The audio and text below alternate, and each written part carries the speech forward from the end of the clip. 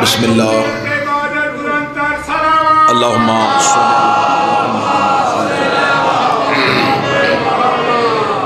بسم اللہ الرحمن الرحیم الحمدللہ رب العالمین اللہم ایاک نعبد و ایاک نستعین الصلاۃ والسلام بالتحیۃ والاکرام علی آباء الحسین وابناء الحسین وجداء الحسین واولاد الحسین واصحاب الحسین انصار الحسین واعوان الحسین ولعن اللہ تعالی علی اعداء الحسین اما بعد فقد قال حق سبحانہ تعالی فی کتابہ المجید وفرقان الحمید وهو اصدق الصادقین وقولہ الحق بسم اللہ الرحمن الرحیم یوم ندعو کل اناس بامامہم بلندتر صلوات اللہ صلی علی محمد۔ دعا ہے کہ آل محمد کا عظیم خالق ہماری اس عظیم ترین عبادت کو اپنی بارگاہ میں شرف قبولیت عطا فرمائے۔ رب الحسین بحق الحسین جتنے بھی ہاتھ اس ذکر میں مانگنے کے لیے آئے اس عزت والی دہلیز سے کوئی بھی خالی ہاتھ واپس نہ جائے۔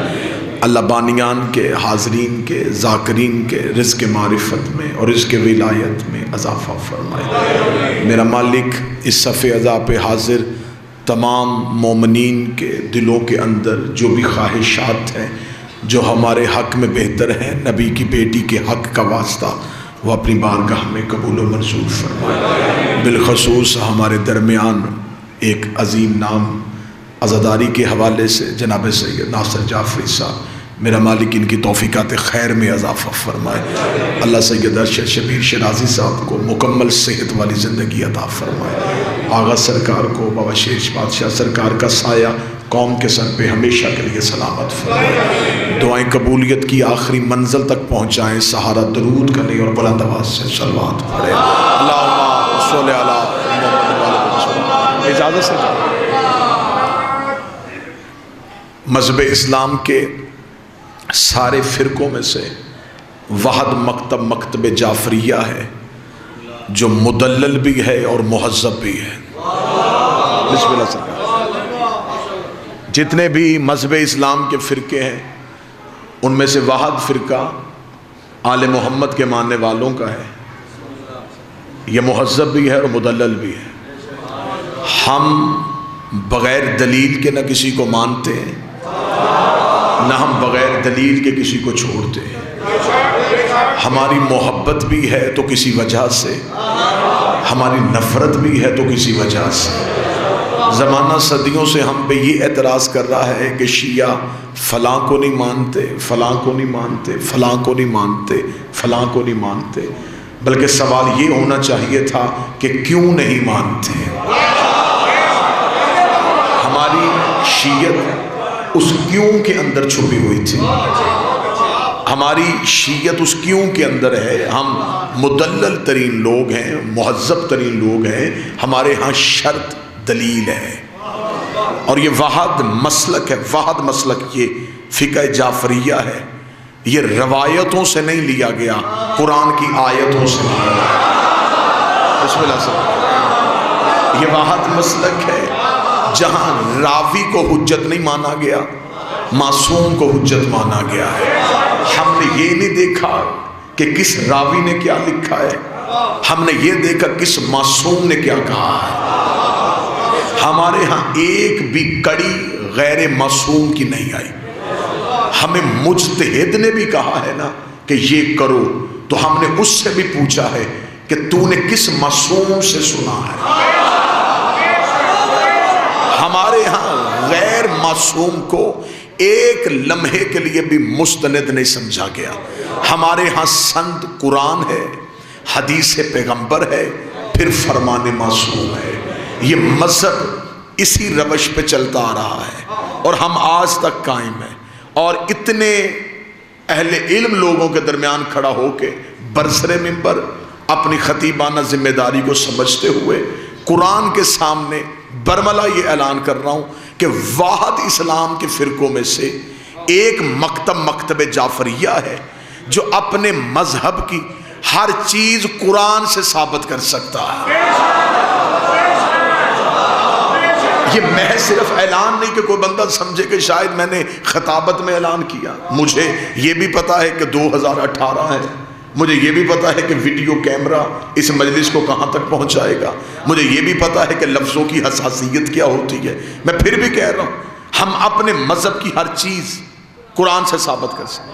ہم اپنے کالے لباس سے لے کے ذوالجناح کی تعظیم تک ہر چیز بڑے احسن طریقے سے قرآن سے ثابت کر سکتے. اور جن لوگوں کے چہروں پہ ہلکی سی پریشانی آئی ہے ان کی پریشانی دور کیے دیتا ہوں. ہمارا مذہب قرآن میں اس لیے ہے کہ ہمارا امام قرآن میں ہے. بسم اللہ سرکار. مذہب ہمارا قرآن میں اس لیے ہے ہمارا امام قرآن میں ہے. اور مذہب ہمیشہ پہچانا ہی امام کی وجہ سے جاتا ہے. مذہب میں امام کی بڑی اہمیت ہے. جن کے ہاں امام کی اہمیت کم تھی انہوں نے نعرہ بلند کر دیا کہ اعمال اچھے ہونے چاہیے, اعمال ٹھیک ہونے چاہیے. قیامت والے دن فیصلہ اعمال پہ ہونا ہے. میں باوضو منبر پہ ہوں, مجھے 14 کی صداقت کی قسم, قیامت والے دن فیصلہ اعمال پہ نہیں امام پہ ہونا ہے. بسم اللہ سرکار. فیصلہ اعمال سے پہلے امام پہ ہونا. اگر امام اچھا ہوا تو قرآن کہتا ہے گناہگار بھی پار جا سکتا ہے. لیکن اگر امام ہی اچھا نہ ہوا پھر نہ تہجد کا کوئی فائدہ ہے, پھر نہ نماز کا کوئی فائدہ ہے. اعمال تلنے ہیں امام کی وجہ سے, اعمال دیکھے جانے ہیں امام کی وجہ سے. جن بندوں کے ہاں امام اچھا نہیں تھا انہوں نے اعمال پہ زور دے دیا, جن کا امام اچھا تھا انہوں نے اعمال کو چھوڑ دیا. جبکہ خدا نے قرآن میں کہا ہے کہ اعمال کی وجہ سے نہیں امام کی وجہ سے بخشش کا فیصلہ ہونا ہے. کوفے کے منبر پہ امیر ممکنات بیٹھے تھے, ایک سائل نے آ کے ہاتھ جوڑے, اس نے کہا یا علی یہاں ہم آپ کو بلاتے ہیں, آپ ہماری مدد کر دیتے ہیں, لیکن یا علی اگر میدان محشر میں ہماری نیکیاں کم ہو گئی, ہمارے گناہ زیادہ ہو گئے, وہاں ہم آپ کو مدد کے لیے بلائیں تو کیا یا علی آپ وہاں بھی ہماری مدد کریں گے؟ مولا علی نے جملہ کہا مومن کے سینے میں ٹھنڈک کے لیے. علی مسکرا کے فرماتے ہیں جہاں اعمال تلنے ہیں وہاں میں علی تمہارا انتظار کروں گا, جہاں اعمال تولے جائیں گے وہاں میں علی تمہارا انتظار کروں گا. اس نے کہا یا علی اگر ہم وہاں تک پہنچ گئے تو یا علی کوئی نشانی بتائیے, آپ کے سر پہ تاج ہوگا, کوئی نورانی تخت ہوگا,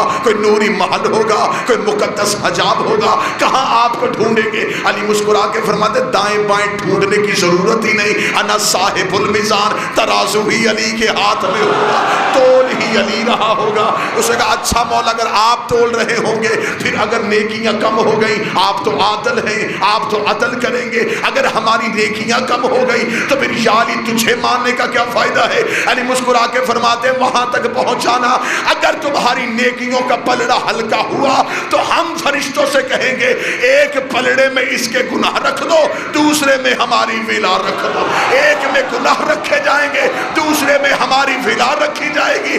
پھر ہم دیکھیں گے تمہیں تمہارے گناہ جہنم میں لے کے جاتے ہیں یا ہماری ولایت جنت میں لے کے جاتے ہیں. بسم اللہ.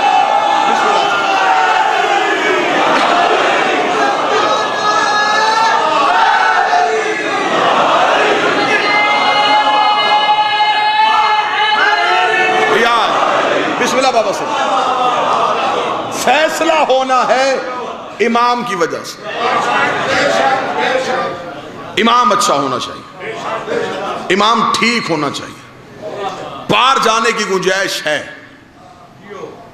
لوگ کہتے ہیں نہیں جی امام اچھا ہوگا اعمال تو اپنے ہی کام آنے. تو اپنے باپ کو نماز بھیج سکتا ہے,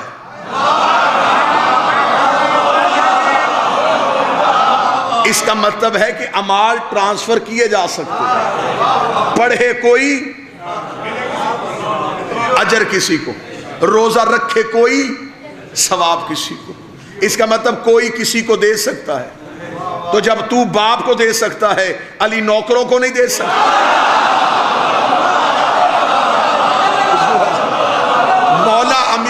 مومنین نے اپنی نمازوں میں سے تو ہمیں نمازیں اٹھا کے دینی نہیں، کائنات کی عبادتیں بھی تھوڑی پڑ گئیں، اور علی کی خندق کی ایک ضربت جو ہے وہی ثقلین کی عبادتوں سے افضل ہے۔ لہذا دنیا میں کوشش کرنا امام ٹھیک رہے، امام اچھا رہے۔ اب یہ نہیں کہ صرف علی کو مان لیا ہے تو اب یہی نہیں، اب ساری زندگی علی ولی اللہ پہ پکے رہنا، ولایت علی کے دامن کو نہیں چھوڑنا۔ زمانہ لاکھ سازشیں کرے گا، زمانہ بن بن کے تمہارے سامنے آئے گا، لوگ تم سے علی چھیننے کی کوشش کریں گے۔ کوشش کرنا سب کچھ دے دینا، علی نہ دینا، گھر دے دینا، سر دے دینا، اولاد دے دینا، مال دے دینا، علی نہ دینا۔ تمہارے آخری سہارے کا نام علی ہے۔ لہٰذا امام بہتر ہونا چاہیے۔ میں نے دعویٰ کیا اور کبھی بھی زندگی میں قوم کو تنہا چھوڑ کے میں مجمع جانے کا قائل نہیں کہ میں نے ممبر پہ دعویٰ کیا میں یہاں سے چلا جاؤں، لوگ پریشان رہیں کہ دعوے کی حد تک ہی رہ گیا، دلیل ایک بھی نہیں دے کے گیا۔ قبلہ جابر صاحب میں نے دعویٰ کیا کہ امام اچھا ہو گناہگار پار ہو سکتے ہیں۔ سرکار گناہگار امام ہو تو نیک بھی جہنم میں جائیں گے۔ آج بندوں نے تصور قیامت رکھا ہے کہ قیامت والے دن ہم جائیں گے، تخت ہوگا، تخت پہ اللہ بیٹھا ہوگا، ہم جا کے اپنے اپنے اعمال اللہ کو دکھائیں گے، اللہ ہمارے اعمال کا رجسٹر کھولے گا، ہماری نیکیاں دیکھے گا، ہمارے گناہ دیکھے گا، پھر اللہ فیصلہ کرے گا کہ جنت میں بھیجنا ہے یا جہنم میں بھیجنا ہے۔ اللہ نے قیامت کا سارا منظر قرآن میں پہلے ہی بیان کر دیا ہے۔ خدا نے کہا دنیا میں ان لالچ ان چکروں میں نہ رہنا کہ تم نے قیامت والے دن آ کے اللہ کو حساب دینا ہے۔ خدا کہتا میں محشر کے میدان کا منظر ابھی بتا دیتا ہوں، میں نے ایک ایک بندہ اٹھا کے اس کے اعمال نہیں دیکھنے۔ خدا کہتا میں نے تمہیں بلانا ہی امام کے نام پہ۔ وہاں ایسا کچھ ہے ہی نہیں کہ ایک بندہ آئے اپنے اعمال دکھائے۔ خدا کہتا یوم ندعو کل اناس بامامہم، ہم تمہیں بلائیں گے تمہارے امام کے نام پہ۔ آگے امام ہوگا، پیچھے ماننے والے ہوں گے، آگے امام ہوگا، پیچھے ماننے والے ہوں گے۔ خدا کہتا میں نے اعمال نہیں دیکھنے، میں نے پہلے امام دیکھنے۔ قبلہ تشریف فرمائیں وَجَعَلْنَا أَئِمَّةً يَدْعُونَ إِلَى النَّارِ، اور کچھ امام ہی جہنم میں نہیں جائیں گے، ماننے والوں کو بھی جہنم میں لے جائیں گے۔ ماننے والے پیچھے اعمال لے کے کھڑے ہوں گے، میرے مالک اعمال تو دیکھ۔ فرمایا اعمال کیسے دیکھوں جب تمہارا امام ہی ٹھیک نہیں ہے؟ نمازیں تو تمہاری امام کی وجہ سے۔ اب اس کا مطلب ہے کہ قیامت والے دن پہلے امام دیکھے جانے ہیں، امام سے فیصلہ ہونا ہے کہ ماننے والے کیسے ہیں۔ جس کا امام جنتی اس کے ماننے والے جنتی، جس کا امام جہنمی اس کے ماننے والے جہنمی۔ جتنا نوجوان طبقہ بیٹھا اگر میری بات پہ یقین کرے تو میں یہ بات ممبر پہ پورے وسوع کے ساتھ کہنے لگا ہوں، امام جنت میں جائے گا تو ماننے والے جنت میں جائیں گے، امام دوزخ میں جائے گا ماننے والے دوزخ میں جائیں گے۔ ہم مطمئن ہو کے لحد میں سو جاتے ہیں، ہمیں پتہ ہے ہمارا امام صرف جنتی نہیں، مالک جنت۔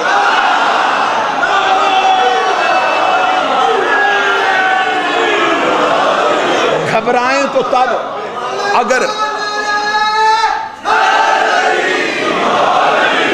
بھائی ہم گھبرائیں تو تب اگر انہوں نے کسی سے لے کے جنت دینی، مالک ہی یہ۔ اب آئیے جو دعویٰ کیا اس کی قرآن سے دلیل پوچھتے ہیں کہ کیا یہ دعویٰ برحق ہے یا نہیں ہے۔ قبلہ قرآن کہتا ہے کہ چاندنی رات تھی، دو امام گھر سے نکلے، ایک حق کا امام، ایک باطل کا امام۔ حق کے امام کا نام موسیٰ، باطل کے امام کا نام فرعون۔ آگے موسیٰ، پیچھے موسیٰ کے مٹھی بھر مسلمان، اس کے پیچھے فرعون، پیچھے فرعون کا لشکر۔ فرعون کا لشکر موسیٰ کی قوم کا پیچھا کر رہا تھا۔ قوم موسیٰ پہ یقین کر کے گھر سے نکل آئی تھی۔ بھاگتے بھاگتے قرآن نے پورا منظر، یہ جو اللہ نے پرانے نبیوں کی باتیں لکھی ہیں یہ کتاب کو موٹا کرنے کے لیے نہیں لکھی، یہ نصیحت کے لیے لکھی ہیں تاکہ نصیحتیں حاصل ہوں۔ خدا کہتا سامنے آ گیا جون بھائی دریائے نیل، نیل کی موجوں کا آنا تھا، موسیٰ کے ماننے والے گھبرا گئے، انہوں نے گھبرا کے کہا موسیٰ اب کہاں جائیں گے، اگر آگے جائیں گے تو دریا میں گریں گے، اگر پیچھے جائیں گے تو فرعون سے مریں گے، اب ہمیں بتا دریا میں گرنا ہے یا فرعون سے مرنا ہے؟ اگر تو کہے گا دریا میں گر جاؤ تو ہم دریا میں گر جاتے ہیں، اگر کہو گے ہاتھ روکو اور یہیں فرعون کی تلوار کے نیچے سر دے دو تو ہم فرعون کی تلوار کے نیچے مر جائیں گے، لیکن موسیٰ تو ہمارا امام ہے، تو صرف اتنا بتا گرنا ہے یا مرنا ہے، دریا میں گرنا ہے یا مرنا ہے؟ خدا نے پورا واقعہ لکھ کے ہمیں نصیحت دی ہے کہ امت پہ مشکل بنی، انہوں نے اللہ کو نہیں بلایا، امام کو بلایا۔ جو بول سکتا ہے وہ زحمت فرمائے۔ قوم پہ مشکل بنی، قوم پہ مصیبت آئی، انہوں نے یا اللہ مدد کا نعرہ نہیں لگایا، انہوں نے یہ نہیں کہا کہ اب تو بچا، انہوں نے کہا موسیٰ بچانا بھی تو نے بتایا کہ وہ ہے، اب تو بچا۔ قوم نے موسیٰ کو پکارا، موسیٰ نے اللہ کو بلایا۔ خدا نے کا طریقہ یہ ہے، قوم حجت کو بلائے، خدا نے کا طریقہ یہ ہے، قوم پکارے گی حجت کو، حجت پکارے گی اللہ کو۔ قوم نے موسیٰ کو پکارا، موسیٰ نے اللہ کو پکارا۔ موسیٰ نے کہا میرے مالک کیا کروں؟ آواز قدرت آئی، موسیٰ پریشان نہ ہو، میں نے تجھے عصا معجزے میں دیا، اس عصا کو دریا پہ مار۔ موسیٰ نے عصا کو دریا پہ مارا، لہریں پھٹ گئیں، رستہ بن گیا، رستہ بن گیا ایک، قومیں تھی 12 قوموں میں جنگ چھڑ گئی، ایک نے کہا پہلے ہم گزریں گے، دوسرے کا پہلے ہم گزریں گے، تیسرے کا پہلے ہم گزریں گے۔ موسیٰ نے کہا میرے مالک رستہ ایک بنا دیا، قبیلے میرے پیچھے 12 ہے۔ آواز خدا، موسیٰ پریشان کیوں ہوتا ہے؟ عصا کو دوبارہ دریا میں مار دے۔ موسیٰ نے عصا کو دوبارہ دریا میں مارا۔ قرآن کہتا ہے رستے بن گئے 12، رستے بن گئے 12، رستے بن گئے 12، نہ 3 نہ 13، رستے بنے 12۔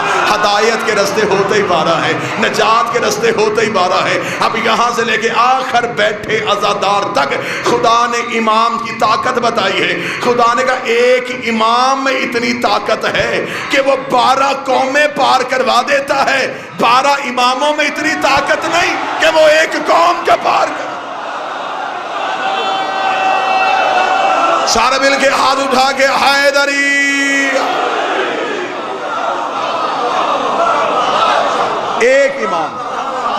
ایک امام 12 قومیں پار لے گیا۔ تو یہاں 12 ہیں اور 12 کے 12 ہی کریم ہیں۔ موسیٰ اپنے بچا گیا، دعویٰ پہلا پورا ہو گیا قرآن سے کہ ماننے والا اچھے امام کے پیچھے ہوگا تو پار چلا جائے گا۔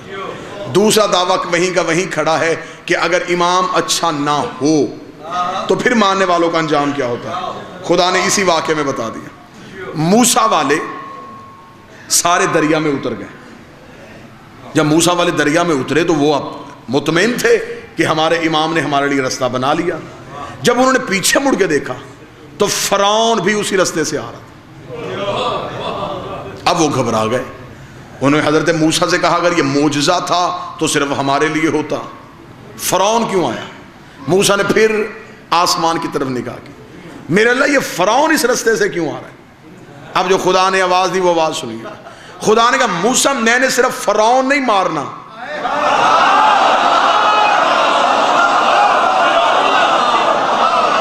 آخری فرعونی بھی مارنا۔ صرف فرعون سے انتقام نہیں لینا، صرف امام نہیں مارنا،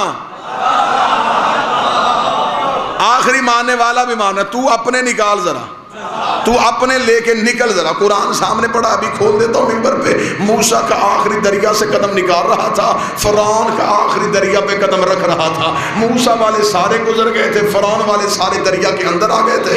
خدا کہتا اس دن میں نے ملک الموت کو یہ نہیں کہا تھا کہ اسے مارنا ہے، اسے بچانا ہے، اسے مارنا ہے، اسے بچانا ہے۔ خدا نے کہا میں نے ملک الموت کو لسٹ دی نہیں۔ خدا کہتا اس دن میں نے نیل کی لہروں پہ وحی کر دی تھی کہ موسیٰ والوں کو چھیڑنا نہیں ہے، فرعون والوں کو چھوڑنا نہیں ہے، موسیٰ کا کوئی بندہ مارنا نہیں ہے، فرعون کا کوئی بندہ چھوڑنا نہیں ہے۔ اگر جہنم والوں پانی پہ وحی ہو سکتی ہے تو کیا جہنم کی آگ پہ نہیں ہوگی؟ اللہ دوزخ کی آگ کو کہے گا علی والوں کو چھیڑنا نہیں، علی ولی اللہ کے دشمن کو چھوڑنا۔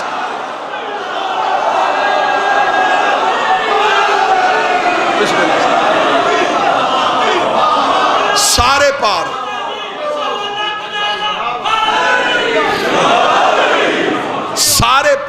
کیوں پار گئے؟ توجہ پوری صحابہ، سارے پار گئے. کیوں پار گئے؟ اس لیے پار گئے امام اچھا تھا. فرعون والے سارے غرق ہو گئے. اب یہ جملہ میرا نہیں، جملہ خطیب عالم محمد قبلہ اظہر سنجیدی صاحب کا ہے. وہ فرعون کی موت کو ایک جملے میں پڑھا کرتے تھے. وہ کہتے تھے مصری تھا گھل کے مر گیا. مصری تھا. فرعون کے سارے ختم ہو گئے، موسیٰ کے سارے بچ گئے. موسیٰ کے سارے بندے اچھے نہیں تھے، بچ گئے. امام اچھا تھا. فرعون کے پیچھے چند مسکین بھی تھے، مارے گئے. کیوں؟ امام اچھا نہیں تھا. اب قرآن نے ہی قبلہ واقعے کو بڑھایا کہ جب حضرت موسیٰ دریا سے نکل کے تو اپنے بندے پورے کر رہے تھے کہ جو میرے ساتھ آئے وہ پورے ہی ہیں. جب حضرت موسیٰ گنتی کر رہے ہیں تو ایک بندہ وہ اپنا منہ چھپا رہا ہے. موسیٰ کی نظر سیدھی اس پہ پڑی. موسیٰ نے کہا یہ کون؟ موسیٰ نے کہا ادھر آ. اب وہ جو سامنے آیا تو وہ سامری جادوگر گھر سے فرعون کے پیچھے چلا تھا اور پار موسیٰ کے پیچھے آ گیا. حضرت موسیٰ اسے دیکھ کے حیران ہوئے. موسیٰ نے کہا سامری، یہ سب سے بڑا بدبخت تھا. فرعون کو کس نے سجدہ کرنا تھا؟ کرواتا ہی یہ تھا. جادو یہ دکھاتا تھا، رسیوں کے سانپ یہ بناتا. لوگ ڈرتے، یہ فرعون کو سجدہ کر دیتا اور کر کے کہتا کہ میرے پاس جتنی طاقت ہے اس اللہ کی وجہ سے. تو لوگ اس کے ڈر کی وجہ سے اللہ کو مان لیتے. یہ بات اصول ہے انسانی، بالکل نیچر کے مطابق. انسان ڈرتا کسی سے ہے، سجدہ کسی کو کر دیتا ہے. اگر بندے میرے جملے میں ساتھ دے گے تو جملہ پوری مجلس میں سب سے وزنی ہے. بندے ڈرتے سامری سے تھے، سجدہ فرعون کو کر دیتے تھے. بندے ڈرتے علی کی تلوار سے تھے، سجدہ اللہ کو کر دیتے.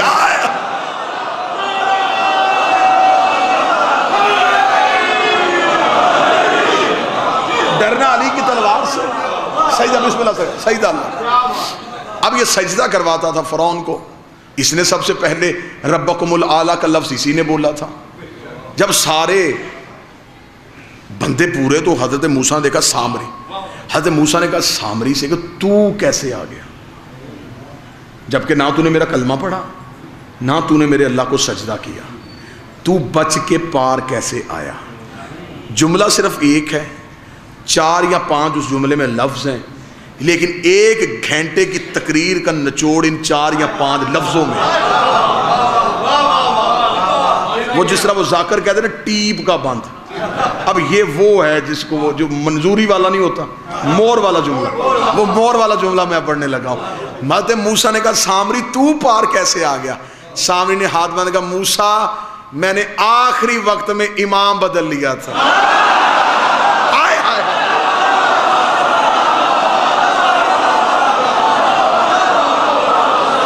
آخری وقت میں امام بدل لیا.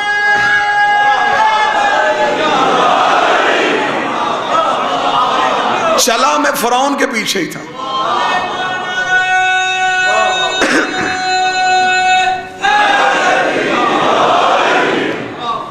تو ابھی رستہ نہیں بنا. اس نے کہا ابھی رستہ بنا نہیں تھا. دریا میں رستہ بننے سے پہلے میں تیرے پیچھے آ گیا تھا. حضرت موسیٰ نے کہا جب دریا میں رستہ بنا نہیں تو میرے پیچھے کیوں آیا؟ اب اس نے جو وجہ بتائی وہ وجہ بھی اللہ نے بتا دی. اس نے کہا موسیٰ جب تو دریا کی طرف جا رہا تھا نا تو میں سوچ رہا تھا کہ کیا موسیٰ کو نظر نہیں آ رہا کہ سامنے دریا ہے، لیکن تو بھاگتا جا رہا تھا. تیرا جانا بتا رہا تھا کہ تیرے پیچھے کوئی ہے.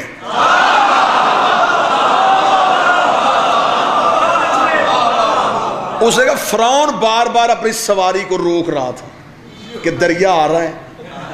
وہ بریک کی پوزیشن میں تھا کہ یہ نہ ہو کہ بالکل سواری دریا کے درمیان میں جا کے رکے.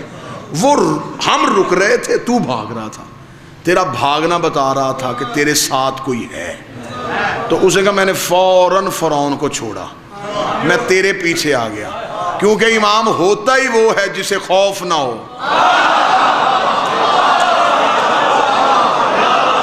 جو ڈر جائے بابا جی وہ امام کا. تیرے چہرے پہ نہ ڈر نہ خوف نہ گھبراہٹ. میں نے کہا امام ایسا ہی ہونا چاہیے. میں تیرے پیچھے آ گیا اس لیے کہ تو امام ٹھیک تھا. اب نتیجہ کیا نکلا؟ سامری جیسا بچا کس وجہ سے؟ امام اچھا. امام تھی، آخری وقت میں فیصلہ کیا. جب سے یہ آیت میں نے پڑھی ہے تب سے تو مجھے پتا چلا ہے کہ حر کا مقدر کیسے پلٹا تھا. امام تبدیل کرنے کی آخری وقت میں بھی امام تبدیل کر لینا چاہیے، لیکن امام تبدیل کرنے کے لیے بھی ایک معین مدت ہے. اگر حضرت موسیٰ دریا میں رستہ بناتے پھر سامری پیچھے آتا، پھسنے میں مر جانا تھا. کیونکہ معجزہ دے کے مانا تو کیا مانا. اس لیے تو ہم نگر نگر گلی گلی لوگ ہمیں کیا سے کیا کہتے چلے جا رہے ہیں. اتنی مجلسیں نہیں ہوتی جتنے پرچے ہوتے جا رہے ہیں، لیکن با خدا مولا کی عزت کی قسم ہماری دشمنی ہے. ہم نگر نگر لوگوں کو جا کے کہہ رہے ہیں اب بھی علی ولی اللہ پڑھ لو، اب بھی علی ولی اللہ پڑھ لو. جب وہ آ گیا پھر کوئی فائدہ نہیں، پھر کوئی فائدہ نہیں. پھر تلوار نکلے، پھر ذوالفقار جب نکلی ہوگی پھر تو لاکھ اقرار کرے گا، پھر تو اس سے نہیں بچے گا. وہ بڑا خوبصورت ایک شعر ہے، عقیل گر ہے تو دو بڑی بلا سے بچے. اگر صاحب عقل ہے، عقیل گر ہے تو دو بڑی بلا سے بچے. علی کی تیغ سے زہرا کی بددعا سے بچے.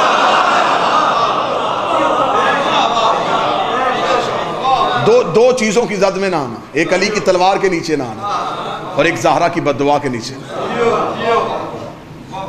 اور علی کی تیغ ہے ولایت کے دشمنوں کے لیے اور زہرا کی بددعا ہے ماتم کے دشمن کے لیے، کیونکہ ماتم سیدہ کی دعا ہے اور ہر وہ بدبخت جو ماتم کا انکار کرے اسے زہرا کی بددعا ہے. اب اگر اجازت دے تو میں اسی بات کو آگے بڑھاؤں. سامری جادوگر بچا، کس وجہ سے بچا؟ امام اچھا، لیکن بچ گیا امام کی وجہ سے. پھر یہ سامنے بھی موسیٰ کے آ گیا. حضرت موسیٰ 40 دن کے لیے کوہ طور پہ گئے، اسے موقع مل گیا.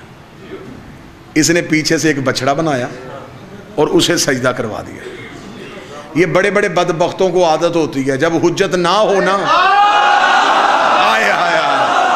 کوئی تو بندہ ہو تو صدر کی قیمت ہو.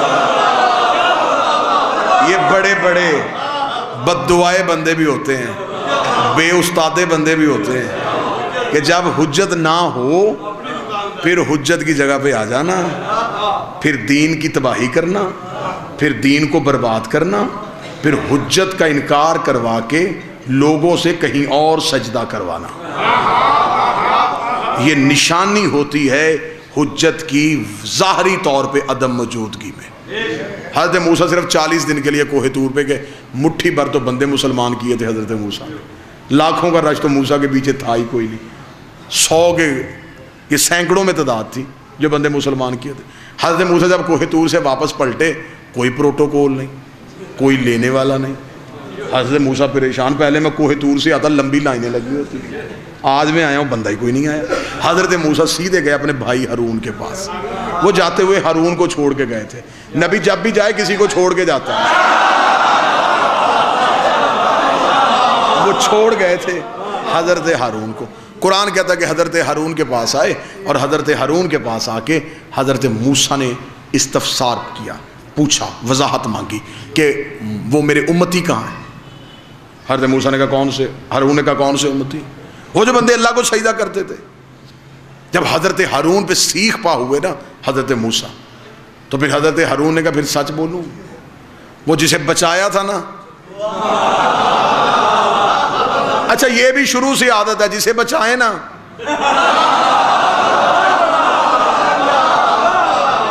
مقابلے میں بھی وہی آتا ہے. اس لیے تو مولا نے فرمایا جس پہ احسان کرو اس پہ شر سے بچو. یہ پکا اصول ہے، جس پہ احسان کرو گے کل وہی مقابلے پہ آئے گا. وہ تیری کریمی کو کمزوری سمجھ لے گا، وہ تیرے شفقت کو تیری مجبوری سمجھ لے گا. لہٰذا کرم موسیٰ نے کیا تھا، حضرت ہارون نے کہا وہ اس نے بچڑا بنا لیا ہے اور اسے سجدہ کروا رہا ہے. موسیٰ نے کہا بچڑے کو سجدہ کیسے؟ انہوں نے کہا وہ اس لیے کہ وہ بولتا ہے. اس بدبخت نے امتیوں سے کہا نہ وہ ہم سے بولتا ہے نہ وہ نظر آتا ہے. یہ نظر بھی آ رہا ہے بہتر یہ ہے کہ اسے سجدہ کرو. لہٰذا لوگ مذہب میں جدت پسند بڑے ہوتے ہیں. یہ شروع سے عادت ہے, بندے مذہب میں بڑا آسان پن ڈھونڈتے ہیں کہ آسانی مل جائے. آج بندوں کو کہہ دو نا جی کہ گھر میں بیٹھ کے بھی مجلس ہو جاتی ہے, صبح مجمع خالی ہوگا. اس لیے کہ لوگ مذہب میں آزادی مانگتے ہیں. انہوں نے کہا اس نے سجدہ کرنا شروع کر دیا. اب حضرت موسیٰ جلال میں آئے, کیونکہ قرآن میں حضرت موسیٰ کو موسیٰ غضبان کہا گیا ہے, غضب والا موسیٰ, جلال والا موسیٰ. یہی فرق ہے نبوت اور امامت میں. جب موسیٰ نبیوں میں آئے تو غصے والا موسیٰ, اماموں میں آئے کاظم, غصے کو پی جانے والا موسیٰ. حضرت موسیٰ سامری جادوگر کے گھر گئے. اب یہ بات بڑی سننے والی ہے, پوری تقریر کا نچوڑ اس جملے پہ ہے, یہیں پہ گفتگو تمام ہے. حضرت موسیٰ جب گئے تو سامری جادوگر کو گھر سے باہر نکالا. حضرت موسیٰ نے کہا مارنا بھی میں نے تجھے ہے, قتل بھی میں نے تجھے کرنا ہے, بربادی تو نے بڑی کی ہے, نقصان تو نے بڑا کیا ہے. امت ایک ایک بندہ مسلمان کرنے کے لیے مجھے مہینوں لگے تھے, اور تو نے لمحوں میں 40 دن میں میرے سالوں کی محنت برباد کی.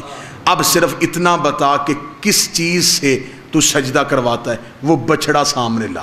اب وہ گیا, موسیٰ کے ڈر کی وجہ سے وہ بچڑا لے آیا اور لا کے اس نے سامنے کھڑا کر دیا. توجہ صاحبانہ میری طرف کیجئے گا. اب میں سامری کا انجام پڑھنے لگا ہوں, اب آپ نے دھیان میری طرف کیا. اس نے لا کے بچڑا حضرت موسیٰ کے سامنے کھڑا کر دیا. جب بچڑا حضرت موسیٰ کے سامنے آیا, اب حضرت موسیٰ نے کہا صرف بچڑا دکھانا, میرے سامنے اسے بلوا. اب ایک لمحے کے لیے آپ کا دھیان ادھر ادھر گیا نا جی, تو ساری محنت ضائع ہو رہی ہے. حضرت موسیٰ نے کہا صرف بچڑا دکھانا, جیسے تو اسے بلواتا ہے نا بلوا.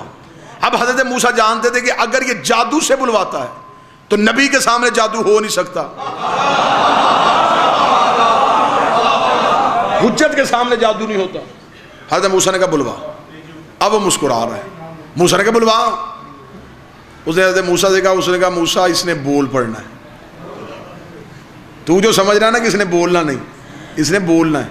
موسیٰ نے کہا بلوا. قرآن کہتا ہے اس نے اشارہ کیا, بچڑا بول پڑا. بچڑا بولا. آپ سے کہیں زیادہ حیران حضرت موسیٰ ہوئے. آپ کو تو میں نے بتایا ہے نا کہ بچڑا بولا, تو ان کے تو سامنے بولا. حضرت موسیٰ قرآن کہتے ہیں کہ انگشت بدندہ ہوئے, حیرت کی انگلی کو دانتوں میں دبایا, دبا کے حضرت موسیٰ نے جملہ کہا وہ قرآن میں ہے.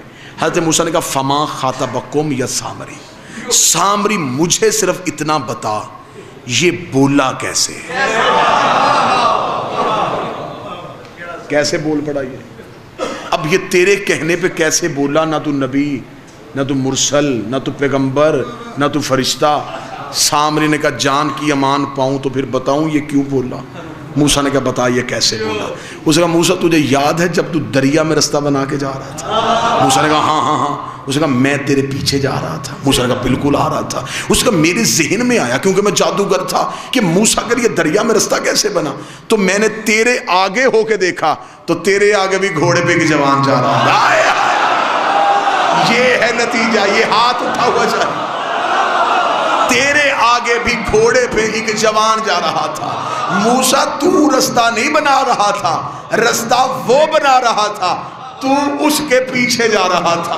وہ گھوڑے کے سوار کے چہرے پہ نقاب تھا, میں اسے تو نہیں دیکھ سکا, لیکن یہ دیکھا وہ گھوڑا جہاں سے اپنے سم اٹھاتا تھا بنجر زمین سے سبزہ نکل رہا تھا, زمین سے نور نکل رہا تھا. اس نے کہا میں رات کی تاریکی کا فائدہ اٹھاتے اس گھوڑے کے قریب گیا, اس نے سم اٹھایا, فَقَذَبَتْ إِلَيْهِ, میں نے اس کے سم کے نیچے سے جو مٹی پڑی تھی وہ مٹی اٹھا کے اپنی جیب میں چھپا لی.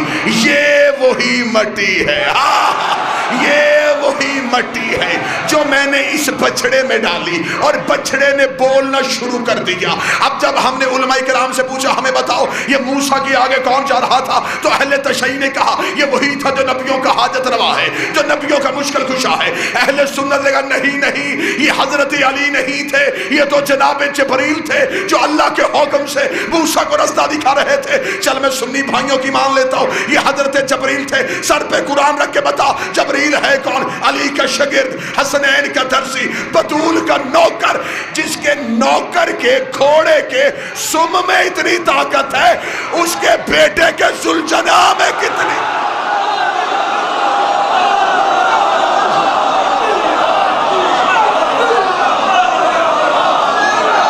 سارے مل کے ہاتھ اٹھا کے حیدری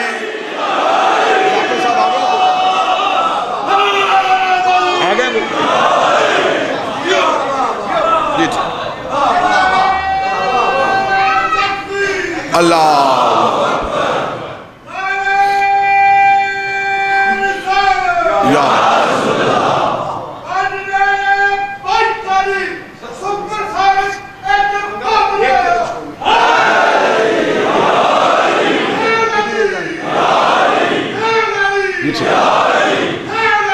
یا اللہم صلی علی محمد۔ امام اچھا ہونا چاہیے، امام ٹھیک ہونا چاہیے۔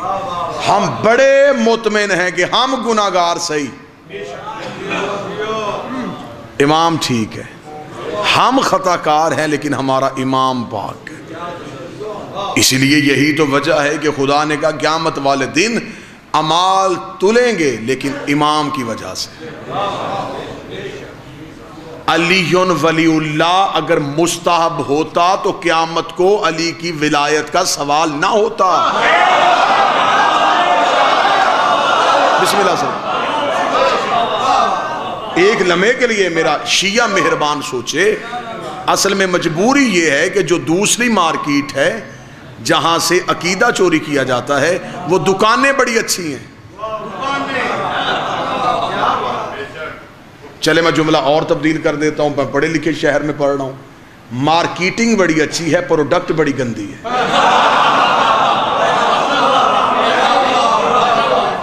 یہاں پروڈکٹ بڑی اچھی ہے، مارکیٹنگ اچھی نہیں ہے۔ ولایت پیش کی جا رہی ہے لیکن اعلیٰ دلیلوں کے ساتھ نہیں، بہترین سیاق و سباق کے ساتھ نہیں۔ اس لیے جو ولایت پیش کی جا رہی ہے وہ ولایت لوگوں کو موضوع نہیں لگ رہی، کیونکہ گالی دے کے ولایت پہنچانے کو ولایت نہیں کی۔ گریبان پکڑنے کا نام ولایت نہیں۔ علی ولی اللہ متنازع مسئلہ تو ہے ہی نہیں، یہ تشخص ہے، یہ پہچان ہے۔ اگر علی ولی اللہ اتنا ہی مستحب ہوتا تو پھر کسی بھی مولانا سے مجھے لکھوا کے دے دیں، میں ساری زندگی ممبر پہ ولایت علی کا ایک جملہ نہیں پڑھوں گا کہ قیامت والے دن علی ولی اللہ کا سوال نہیں ہوگا۔ اگر وہ نہ لکھے پھر کتابوں کا ڈھیر یہاں تک انبار، میں نوکر نہ لگاؤں، میں زندگی میں کبھی جہلم کی حدود میں نہ داخل ہوں، کتابوں کا انبار لگاؤں گا۔ جب سارے اعمال دیکھے جا چکیں گے تو یہ ملائکہ دیکھیں گے، پھر خود توحید کی آواز آئے گی، روکو انہیں۔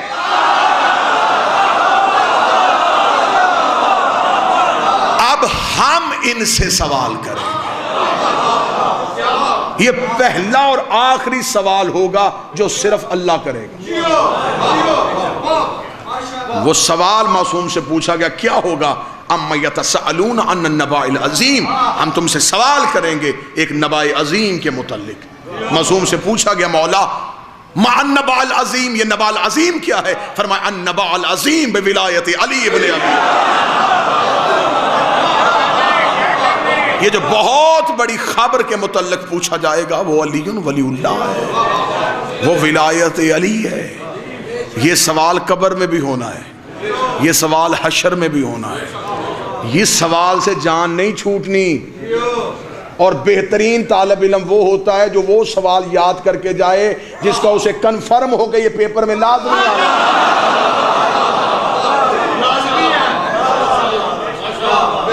اللہ نے گیس دیا ہے، جو قیامت والا پیپر ہے وہ لیک ہو چکا ہے، قبر والا سوال نامہ بھی لیک ہو گیا ہے، پہلے بتا دیا اللہ نے۔ اب اسی وجہ سے تو ہے قبر میں لٹا کے پکڑ کے ہلا ہلا کے کہہ رہے ہوتے۔ ایک بندے نے مجھ سے سوال کیا، اس نے کہا یہ قبر میں آپ لٹا کے مردے کو کیا پڑھاتے؟ میں نے کہا تلقین۔ اس نے کہا اس کو ساری زندگی نہیں بتاتے؟ اس کو زندگی میں بتا دیا کریں. مرنے کے بعد جو اس مسکین کے کاندھے پکڑ کے ہلاتے ہو تو اسے زندگی میں بتا دو. میں نے کہا کبھی تم نے کمرہ امتحان کے باہر ٹہلتا ہوا طالب علم نہیں دیکھا؟ وہ کتاب لے کے ٹہل رہا ہوتا ہے. اسے آگے بچے پوچھتے تو نے پورا سال تیاری نہیں کی؟ اسے کہا تیاری کی ہے، دہرائی کر رہا ہوں. تیاری ہماری ساری ہوتی ہے، قبر میں ہم صرف دہرائی کرتے ہیں. جلدی جلدی یاد کروا رہا ہوتا ہے مولوی کہ ابھی مولوی یاد کرواتا ہے، کیونکہ مولوی دین کا ٹیچر ہے نا جی، دین تو مولوی نے سکھایا ہے. اب وہ مولوی تیاری کروا رہا ہوتا ہے کہ ساری زندگی میں تجھے بتاتا رہا نا، اب وہ پیپر آنے والا ہے، ابھی تھوڑی دیر بعد تیرا امتحان شروع ہونے والا ہے، اب جلدی جلدی یاد کر لے، جو امتحان میں سوال پوچھنے نا میں تجھے رٹا دیتا ہوں، ابھی زبان پہ رٹ لے، ابھی تھوڑی دیر بعد تیری قبر میں علی آئے گا، بول کے بتانا تو بھی میرا امام ہے، تیرا بیٹا حسن بھی میرا امام ہے، تیرا بیٹا حسین بھی میرا امام ہے، تیرا بیٹا سجاد بھی میرا امام ہے. اس وقت مولوی کا گریبان پکڑ کے پوچھنا، زندگی میں کہتا تھا کہ گواہی واجب ہی نہیں ہے، قبر میں 12 کی کیوں دلوا رہا؟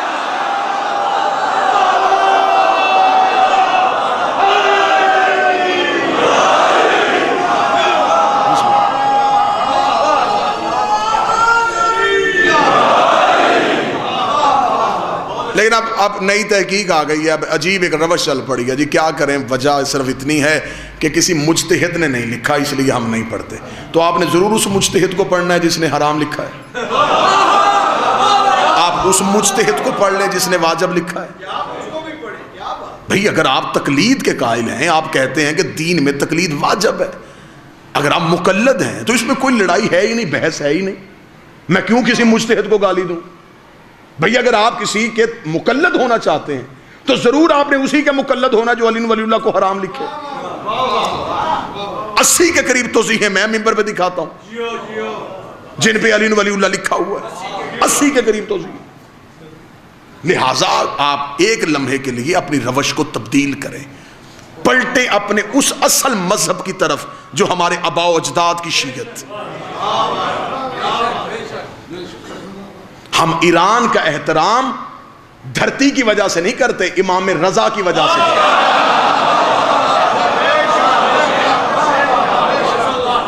ہم اس کی وجہ سے کرتے ہیں. لیکن ہم پاکستانی شیعہ ہیں. ہمارا مرکز علم لکھنؤ تھا. وہ علماء کرام جنہوں نے قربانیاں دی ہیں، جن کی کتابوں کے انبار جلا دیے گئے اور ایک پورا لٹریچر ضائع کر کے ایک بالکل نیا لٹریچر دیا گیا علی ولی اللہ کی مخالفت میں. تو ضرور آپ نے 60 سال 50 سال پرانی کتاب پڑھنی ہے. میں تمہیں 1400 سال پرانی کتاب میں سے علی ولی اللہ دکھاتا ہوں. میں تمہیں 1200 سال پرانی کتاب سے علی ولی اللہ دکھاتا ہوں. مذہب شیعہ کی سب سے پرانی کتاب اصول کافی ہے، جو غیبت صغریٰ کے دور میں لکھی گئی ہے. اس میں علی ولی اللہ کو واجب لکھا ہوا ہے. اب مجھے بتائیں، میں طالب علم دین کا، میں کیا کروں؟ میں وہ 1400 سال پرانی کتاب دیکھوں یا 30 سال پہلے لکھی ہوئی کتاب دیکھوں؟ لہٰذا آپ ان علماء کو کیوں نہیں پڑھتے؟ شیخ مفید کو پڑھیں، آپ رجب علی برسی کو پڑھیں، آپ حسین بروجردی کو پڑھیں، آپ کاشف الغطاء کو پڑھیں، آپ ملا مجلسی کو پڑھیں، آپ تقی اول کو پڑھیں، آپ ان علماء کو پڑھیں، آپ نور اللہ شوستری کو پڑھیں. قربانیاں نا ان لوگوں کی مذہب پہ. لیکن ضروری ہے کہ آپ نے اسی بندے کا نام اونچی آواز میں لینا ہے جس نے علی کے خلاف زیادہ تقریریں کی ہوں. علی کی مخالفت میں آنے والا انقلاب نہیں ہوتا. اب پاکستان میں چند لوگ فرزند انقلاب بن کے علی ولی اللہ کی مخالفت کر رہے ہیں. ہماری مجبوری ہے. مجھے چند بندے نہ بھی پسند کریں گے، گالیاں دیں گے، اعتراض کریں گے، یہ کہیں گے کہ دیکھیں جی کتنی بڑی بات کہہ دی ممبر پہ، لیکن ہم کیا کریں؟ ہماری مجبوری ہے. ہم ولایت علی کا تحفظ نہیں کریں گے تو پھر ممبر پہ کون کرے گا؟ ہم حاضر ہیں، ہمیں عدالتوں میں لے کے جانا ہے، ہم عدالتوں میں چلے جاتے ہیں. ہمارے اوپر مقدمات درج کرنے، ہم مقدمات درج کروانے کے لیے تیار ہیں. ہمیں فخر ہے، ہماری دشمنی کی وجہ علی ہے.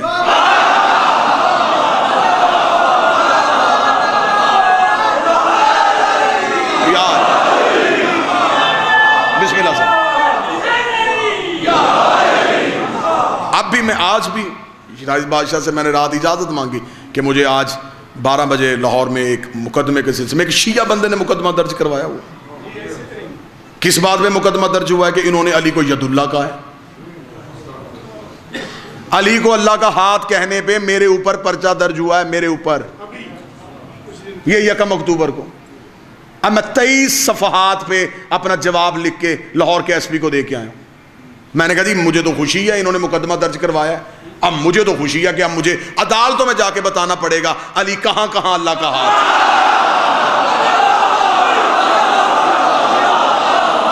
ہمیں خوشی ہے۔ اب یہ ہوتا ہے کہ مولا کا منصوبہ، دشمن کا منصوبہ یہ تھا مقدمے میں پھنسائیں گے، گرفتار ہو جائے گا، جیل چلا جائے گا، پھر روئے گا اندر بیٹھ کے، معافیا مانگے گا، پھر ہم اس کی جان چھوڑیں گے۔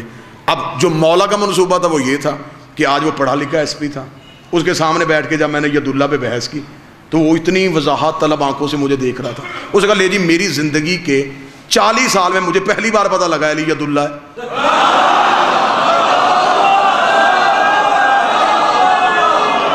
اب یہ کام اس ایف آئی آر نے کیا۔ اب اس ایس پی نے تو مجلس میں نہیں آنا تھا، نہ اس نے میری سی ڈی سننی تھی۔ اب یہ مالک نے بھیجا کہ اسے بھی جا کے بتاؤ کہ میں کون، اسے بھی جا کے بتاؤ میں کون۔ لہٰذا یہ تو ایک مشن ہے، اس مشن سے ہم نہیں ہٹیں گے، کیونکہ وارث پردے میں بیٹھا ہے جو مکمل نظام کو دیکھ رہا ہے۔ اور مولا امیر المومنین نے واضح طور پہ کوفے کے منبر پہ بیٹھ کے کہا تھا کہ آخری جنگ ہماری ولایت پہ ہوگی۔ مولا نے فرمایا کہ ہماری ولایت ہمارے ماننے والوں کی گردنوں کا توق بن جائے گی، وہ وزن بنا کے اٹھائیں گے، مجبوری سمجھ لیں گے، پھر وہی زمانہ پلٹے گا، لوگ علی کو چھوڑیں گے کسی نہ کسی ڈر کی وجہ سے، کسی نہ کسی خوف کی وجہ سے۔ جو آخر میں بچیں گے وہ 72 جیسے ہوں گے۔ اب یہ یاد رکھنا میری قوم کے نوجوان، اب ابن زیاد ہے لیکن شکل تبدیل ہے، دارالامارہ ہے لیکن شکل تبدیل ہے۔ اب ضروری تو نہیں کہ تمہیں ہتھکڑیاں ڈال کے، تمہیں زنجیریں ڈال کے پھینکا جائے۔ یہ جو تمہارے ہاتھوں میں علی ولی اللہ کے مخالف فتوے ہیں، یہ زنجیریں ہیں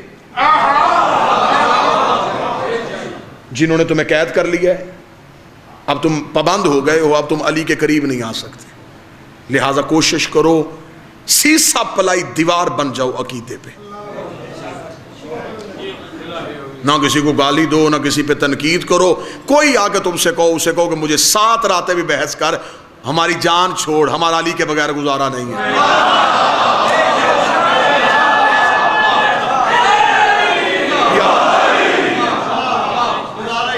اس کتاب میں لکھا ہے، اس میں نہیں لکھا، اس کتاب میں لکھا ہے، اس میں نہیں لکھا۔ وہ کتابیں کس نے لکھی ہیں؟ مولویوں نے لکھی ہیں۔ کس مولوی نے لکھی ہے جس کا صدیوں سے پیشہ مذہب ہے؟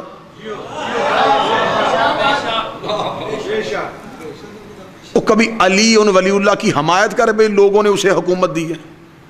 حکومتیں ملتی ہیں علی کی دشمنی کی وجہ سے، ریال ملتے ہی علی کی دشمنی کی وجہ سے۔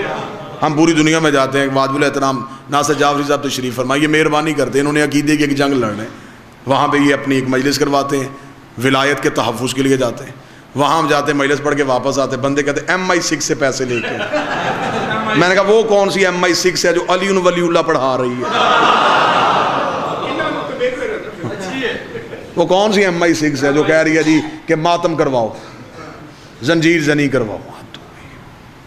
علی ولی اللہ تماشا نہیں، مذاق نہیں، علی ولی اللہ ہمارا تشخص ہے، ہماری پہچان ہے۔ تمہارے شناختی کارڈ کا نام علی ولی اللہ ہے۔ لوگ تمہاری عزت علی کی وجہ سے کرتے ہیں، پہچانے تم علی کے نام سے جاتے ہیں۔ اس علی ولی اللہ کی بہت بڑی جنگ لڑی ہے علی کی اولاد، جس کا آج جنازہ ہے، اس کا قصور کیا تھا؟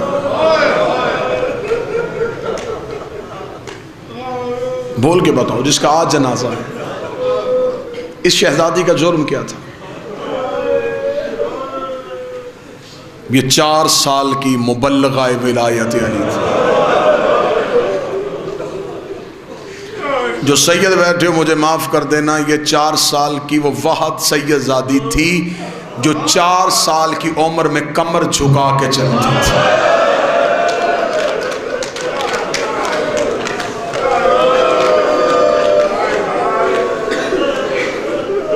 رات مجھے ایک کتاب سے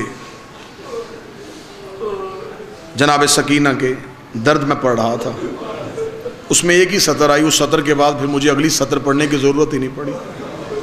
اس کتاب میں پہلا ایک جملہ لکھا تھا کہ بی بی سکینہ نے شام کے زندان میں ایک دن آ کے سجاد کی کڑیوں پہ منہ رکھا، چوم کے کہتی سجاد میں تمہیں درد کم بتاتی ہوں لیکن تو میرا بھائی نہیں، امام بھی تو ہے نا، سجاد میں تجھے ایک درد بتاؤں؟ سجاد نے اپنا توق والا سر سکینہ کے چہرے پہ رکھا، رو کے کہا سکینہ بتا کیا درد ہے؟ جو سید بیٹھے چھوٹی اولاد والے معاف کرنا، رو کے کہتی سجاد اب میری ہڈیوں سے گوشت جدا ہو رہا ہے۔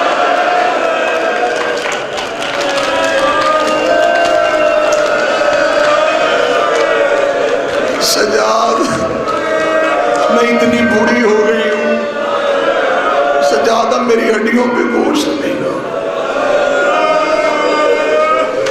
سجاد جدا ہو رہا ہے میری ہڈیوں سے گوشت۔ 4 سال کی عمر میں حرف آخر میں جو پڑھے وہ بی بی کے درد بھی پڑھے، ویسے یہ درد کی وہ سورہ کوثر ہے۔ بسم اللہ۔ سیدزادے نے حکم دیا ہے کہ یہی مضمون پڑھیں۔ اس بی بی کی شہادت کیا، دنیا میں آنے سے لے کے دنیا میں جانے تک جو روز قتل ہوئی اسے سکینہ کیا۔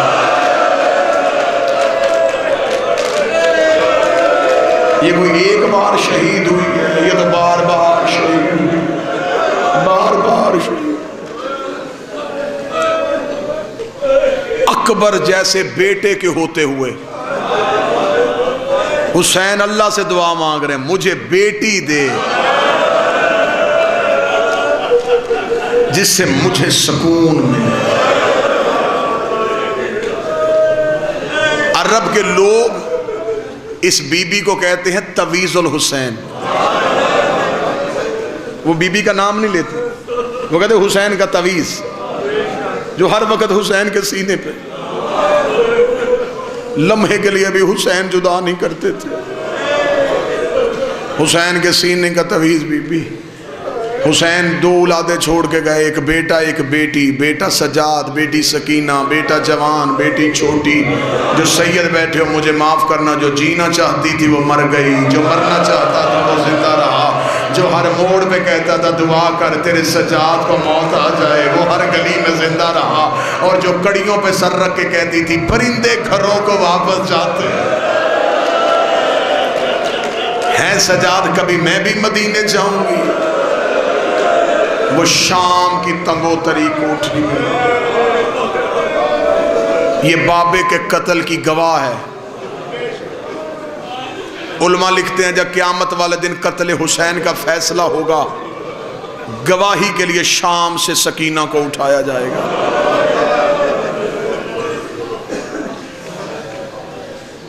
اور یہ حسین کی وہ گواہ بیٹی ہے۔ اب سید بیٹھے مجھے سطر معاف کرنا، یہ حسین کی وہ گواہ بیٹی ہے جو قیامت کے میدان میں آئے گی، اس کے بدن پہ کفن نہیں ایک کرتا ہوگا، ہاتھوں میں اس کے رسیاں ہوگی۔ کتابوں میں لکھا ہے، روایت نقل ہوئی ہے، سند کے اعتبار سے ان واقعات کو پرکھا نہیں جا سکتا، لیکن بہت سی کتابوں میں یہ روایت نقل ہوئی۔ جب دریائے دجلہ میں پانی آیا، اس شہزادی نے مختلف سادات کی خواب میں آ کے آواز دی، میری قبر کا تویز بدلو، میری قبر کے قریب پانی پہنچ گیا اور میں پیاسے کی بیٹی ہوں، پانی میری قبر کے قریب نہ آئے۔ کہا جاتا ہے جب مختلف سادات کو یہی خواب آیا، بسم اللہ تشریف لیں، بسم اللہ آ جائیں، مختلف سادات کو خواب آیا تو انہوں نے کہا پھر کوئی نہ کوئی تو وجہ ہوگی، مولا کے منظور نظر ذاکر ہیں، بادشاہ کے عظیم ذاکر ہیں، مالک ہمیشہ عزتوں سے نوازے۔ سیدزادیاں چنی گئیں، تہجد گزار، نماز شب کی باقاعدگی کرنے والی، انہیں تویز قبر سکینہ کو کھولا گیا، اتارا گیا۔ کتابیں کہتے ہیں کل 5 سیدزادیاں تھیں، 4 موقع پہ مری، ایک روتی ہوئی حرم سے باہر آئی۔ سید عالم دین نے ہاتھ جوڑ کے کہا مجھے بتا ہوا کیا ہے؟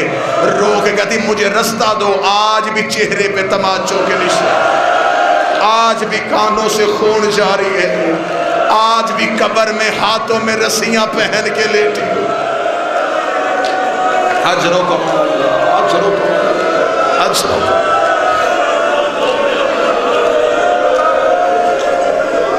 بس ایک ودا سننا، اس ودا کے بعد اجازت دینا۔ جب آئے ملاؤن کے دربار میں، بیبیاں زیادہ تھی، رسی ایک تھی۔ جو رسی سورہ یاسین کے گلے میں تھی وہی سورہ کوثر کے گلے میں تھی۔ یاسین اپنی کمر سیدھی کرتی، کوثر کے گلے کی رسی تنگ ہو جاتی۔ رو کے کہتی اماں کمر جھکا، میرے گلے کی رسی تنگ ہو گئی۔ اس ملاؤں نے تخت میں بیٹھ کے کہا وہ بچی کون ہے جس کے رونے کی وجہ سے میری فوج کو نیند نہیں آتی؟ ایک ملاؤں نے کہا وہ سب سے آخر میں جو بچی ہے۔ اب اس نے کہا کون سی بچی؟ جو اس نے نشانیاں بتائیں وہ نشانیاں سننا۔ وہ کمینہ دیکھا جس کا کرتا جلا ہوا ہے، جس کے کانوں سے لہو کے قطرے ٹپک رہے ہیں، جس کے چہرے پہ انگلیوں کے نشان ہیں، یہ حسین کی بیٹی ہے۔ اس نے کہا اس بچی کو میرے تخت کے سامنے لاؤ، میں پوچھوں یہ کیوں روتی ہے۔ بی بی سکینہ چلتی چلتی اب کچھ سید بیٹھے مجھے معاف کر دینا، یہ اس وقت کی بطول کی دربار میں پہلی پیشی تھی، محمد اور حسین کی بیٹی ظالم کے تخت کے نیچے جا کے کھڑی ہوئی۔ یہ کمینہ تخت کی اونچائی پہ کھڑا تھا، اس نے دیکھا کہ قرآن کی سورہ کوثر، سر پہ ریت اور لہو ہے، چہرے پہ تماچوں کے نشان ہے، کانوں میں خون ہے، جلا ہوا کرتا ہے، ہاتھوں میں رسیاں ہیں جو گردن کے ساتھ لپٹی ہوئی ہے۔ یہ کمینہ دیکھا تھا بچی تیرا نام کیا ہے؟ میری شہزادی کی آواز نہیں آئی۔ اس نے پھر پوچھا بچی تیرا نام کیا ہے؟ میری عزت والی سیدزادی کی آواز نہیں آئی۔ جب اس نے تیسری بار پوچھا یہ بغیرت شیمر کو بلا کے کہتا شیمر اس کو کس پہ مان ہے؟ میں بلاتا ہوں یہ بولتی کیوں نہیں؟ شیمر قریب آنے لگا، سجاد کڑیوں میں تڑپ گئے، رو کے کہا قریب نہ آنا، میری چھوٹی فاطمہ ہے۔ اسے کہا ہمارا حاکم بلا رہا ہے، تمہاری بہن بول کیوں نہیں رہی؟ سجاد کی آنکھوں میں لہو آیا، رو کے کہا میری سکینہ بول رہی ہے، اس کے گلے کی رسی اتنی تنگ تمہیں آواز نہیں سن رہی، اس کے گلے کی رسی کھولو۔ جو سید بیٹھے آخری 1.5 منٹ، آخری 1.5 یا 2 منٹ، یہ کمینہ دیکھے گا تو رسی کون کھولے گا؟ سجاد نے کہا ہاتھ نہ لگانا، میری چھوٹی فاطمہ۔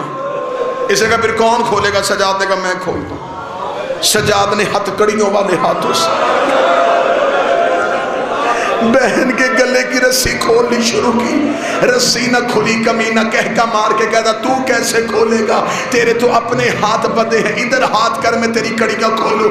اس نے سجاد کی کڑیاں کھولی۔ 11 محرم کے بعد سجاد نے کھلے ہوئے ہاتھ دیکھے، دونوں ہاتھوں میں سکینہ کا چہرہ لیا، بہن کا ماتھا چوما، رو کے کہتا تیرا کہاں کہاں شکریہ ادا کروں، اپنی رسیاں تو نے بعد میں کھلوائی، میری کڑیاں تو نے پہلے کھلوا دی۔